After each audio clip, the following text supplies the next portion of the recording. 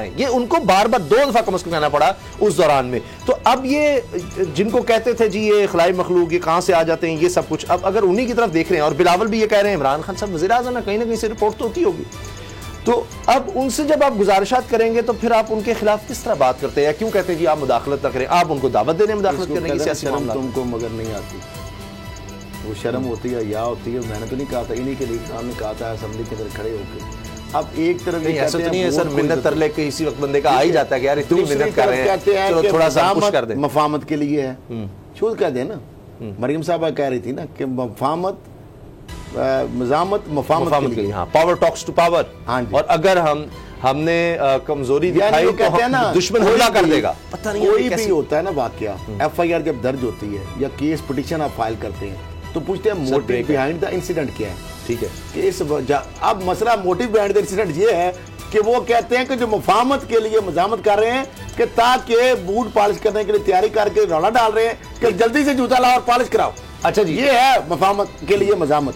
तो खुदा का खौफ करो भाई, आप वोट को इज्जत दो का बयानिया कह के एक पर जो वालिद साहब आपके वो बाय बाय करके चले गए कौम को चूना लगा के, पूरी कौम को 22 करोड़ आवाम को, और भाई इतना हटा कटा बंदा है, अल्लाह उनको और ज्यादा सेहत दे और ज्यादा उनके चेहरे पे लालियां लाए और ज्यादा लंबी उनकी उम्र करे। हम दुआ को हैं वो हर शहर के लिए, हर पाकिस्तान के लिए, हर मुसलमान के लिए, हर कायनात के फर्द के लिए, क्योंकि कायनात में अल्लाह ताला ने चीजें बनाई हैं। लेकिन कोई खुदा को शर्म होती है, कोई हया होती है। आपने ऐसे कौम को ऐसे बाय बाय करके गए और अंगूठा दिखा गए।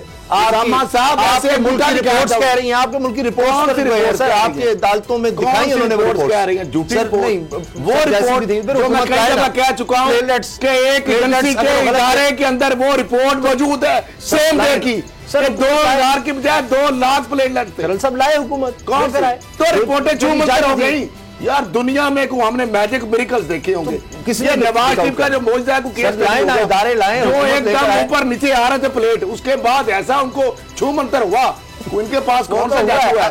अब नहीं ऐसे जादूगर को उसामा साहब बगैर इलाज मैंने पकड़ना है। इनका इलाज सिर्फ एक ही है, इनका इलाज एक है, या इक़्तिदार या मुल्क से बाहर, उसके अलावा इनका कोई इलाज नहीं है। जब इक़्तिदार होगा तो मुल्क में होंगे, इसका इलाज है, इसके अलावा कोई नहीं। और जेल इनके लिए मच्छर काटता है, इनको गर्मी लगती है, इतने खा के डॉक्टर साहब मेन्यू बता के लोग परेशान हो जाते यार। इतने तो 5 स्टार होटल में बफे जो खाते हैं इतने तो वहां पे मेन्यू नहीं होते जो नवाज शरीफ का रोज मेन्यू ये बताते थे। वो तो चंगा भला बंदा खाना खाए तो बीमार हो जाता है, उसको मतलब दिल का लाका हो जाता है, आर्जा हो जाता है। जितने मुरगन गजाएं वो खाते थे और प्लेट चलाने वाला पूरी कौम को ड्रामा बना के, और उस पर शर्म भी नहीं आती। कुछ 2 दिन कुछ जाली तरीके से news update sir, time over जा रहा है और बाबर डोगर साहब से फिर ब्रेकिंग न्यूज लेंगे कि जनाब ये आजाद कश्मीर में फिर नून लीग आमने सामने आ गई है। ब्रेक के बाद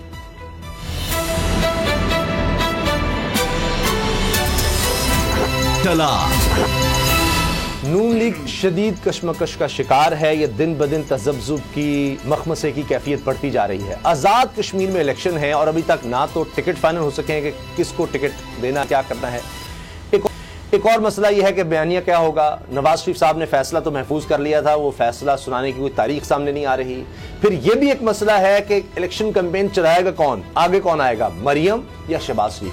अब ये इतने सवालात हैं कि इन्हीं से नून लीग नहीं निकल पा रही। शायद यही वजह है कि शाहिद खान अब्बासी साहब कहते हैं कि जी ये तो इलेक्शन एक तरफ वो कहते हैं जी मुलतवी ना किए जाए, मुलतवी तो सवाल ही पैदा होता, हम ये तो रिगिंग हो जाएगी, मुलतवी ना करें।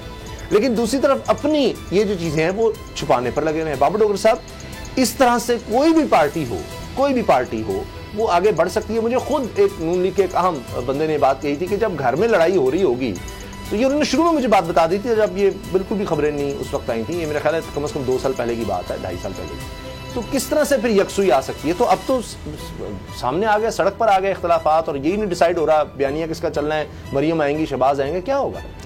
उसामा साहब, नून लीग के अंदर इस टाइम शदीद इज़्तिराब है, शदीद परेशानी है। नून लीग के जितने MPs MNAs हैं, किसी को कुछ समझ नहीं आ रही कि किधर जाना है और क्या होना है। जो सारा इशू है वो ख़ानदान के अंदर है और वो है इक़्तिदार की लड़ाई। इक़्तिदार की लड़ाई है मरियम नवाज़ और शहबाज शरीफ के दरमियान कि मरियम नवाज़ शहबाज शरीफ को फ्री हैंड देने के लिए किसी सूरत में तैयार नहीं, किसी सूरत में तैयार नहीं। ये जो बयानिया की लड़ाई है वो भी यही लड़ाई है कि जनाब शहबाज शरीफ का बयानिया मुझे कबूल नहीं है, और मैं डिसाइड करूंगी, नवाज शरीफ डिसाइड करेगा कि नून लीग का बयानिया कौन होगा। नून लीग की कमांड जो है वो नवाज शरीफ खुद अपने पास रखेंगे और नवाज शरीफ के बिहा पर मरियम नवाज नून लीग को लीड करेंगी। दूसरी तरफ शहबाज शरीफ पीछे हटने को तैयार नहीं है। इसमें कोई शक नहीं है कि शहबाज शरीफ को बड़ी सपोर्ट है PMLN के अंदर। वो MNAs और MPs की मेजोरिटी, टिकट होल्डर्स की मेजोरिटी उनके साथ खड़ी हुई है और उनके बयानी के साथ खड़ी हुई है। पर इशू ये है कि शहबाज शरीफ या तो सामने खड़े हो जाएं, अभी तक वो खड़े नहीं हो रहे और नवाज शरीफ ने कहा वो फैसला करेंगे। वो फैसला कब आएगा मुझे नहीं पता, लेकिन नवाज शरीफ भी ये फैसला नहीं करना चाह रहे। मेरा ख्याल है कि नवाज शरीफ यही चाह रहे हैं कि ये कन्फ्यूजन मेंटेन रहे। शहबाज शरीफ जो है एक तरफ तो ये था कि अगर नवाज शरीफ इस बयानी को, अपने बयानी को आगे लेके चलते हैं, जैसा शहबाज शरीफ ने कहा था कि मैं उनके पाँव पकड़ लूंगा, और शहबाज शरीफ के बयानी को नहीं रिजेक्ट कर देते हैं, तो ये भी हो सकता है कि शहबाज शरीफ जो है वो सियासत छोड़ दे, ये यहाँ पीछे हट जाए, बहुत सारे दूसरे लोग जो हैं वो भी पीछे हट जाएं, तो ये पार्टी को बहुत बड़ा सेटबैक लगेगा। कहने वाले ये भी कहते हैं कि जनाब नवाज शरीफ ये भी नहीं चाहते कि इस तरह से कोई बड़ा सेटबैक लगे और शहबाज शरीफ या ये लोग जो हैं ये पीछे हट जाएं। वो इनको साथ लेके भी चलना चाहते हैं। मरियम पीछे हटने को तैयार नहीं है। तो नून लीग के अंदर एक बहुत बड़ी स्ट्रगल चल रही है, एक बहुत बड़ी लड़ाई चल रही है, जिसका सिरा इनको अभी कुछ नहीं मिल रहा कि कौन पीछे हटेगा, कौन आगे जाएगा। और उसे कब तक ये पार्टी बर्दाश्त कर सकेगी? देखिए ना, अब ये तो हद हो गई थी कि लोगों ने साथ चलने से मजीद इनकार कर दिया था। आपने जिस तरह बताया कि उन्होंने कहा जी अब फैसला हो ही जाए, तभी सारे बड़े इकट्ठे हुए थे और वहां पर ये नवाज शरीफ से कहा गया कि जी सबसे, जिस तरह नवाज शरीफ की आदत है, जी आप बताएं, सबसे पूछ लिया और उसके बाद यही था कि जी अब फाइनल कर दें कि आगे चलना किस तरह है। बस बहुत हो गई।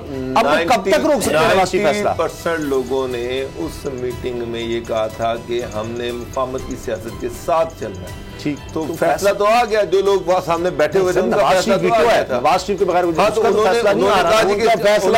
मैंने आपकी चीजें सुन ली हैं। एक परवेज रशीद की तकरीर थी और एक राना सिन्हा की तकरीर। राना सिन्हा ने मुफाहमत की तो बात नहीं की, उन्होंने तो बात ये की कि जी बीबी की बड़ी सर्विसेज हैं, इनको जो है इनको बड़ा होता आगे मजीद आगे आना चाहिए।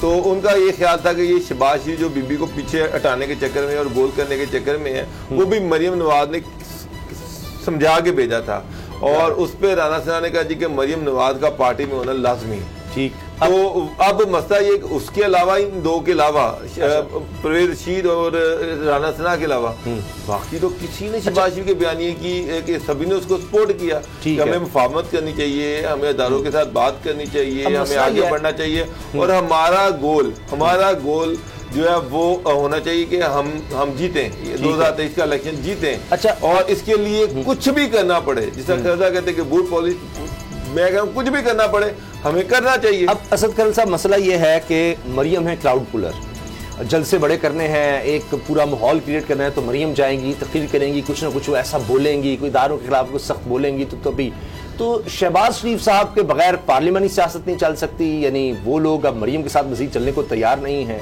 तो फिर क्या करें? आप शहबाज शरीफ जाएंगे तो होगा जी वो नवाज शरीफ नाराज होंगे, क्राउड नहीं आ रहा जी, ये नहीं है, वो नहीं है, मरियम लोगों को पीछे करने की कोशिश करेंगी। और अगर मरियम गई तो बाकी लोग कहेंगे लो जी फिर तो ये आजाद कश्मीर के इलेक्शन भी गए। एक था अल्ताफ हुसैन, एक दफा के जिक्र सुना ना नाम का, बड़े क्राउड पुलर थे।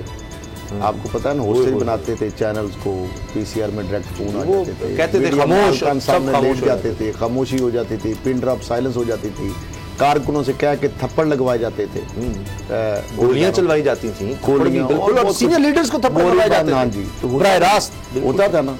उसके बाद किस्सा परिना हो गए। मैं बहुत पहले से कह रहा हूँ, नवाज शरीफ साहब पहले बंदे शायद जो कह रहे थे जी अल्ताफ हुसैन पार्ट टू। नवाज शरीफ साहब के बाद अब मरियम साहब अभी इसी डगर पे चलेंगी, तो नवाज शरीफ साहब, शहबाज शरीफ साहब, डोगर साहब कह रहे हैं खड़े हो जाएं। इसमें इतना दम खम नहीं, इस शहबाज शरीफ में इतना दम, क्योंकि वो खुद पार्टी गई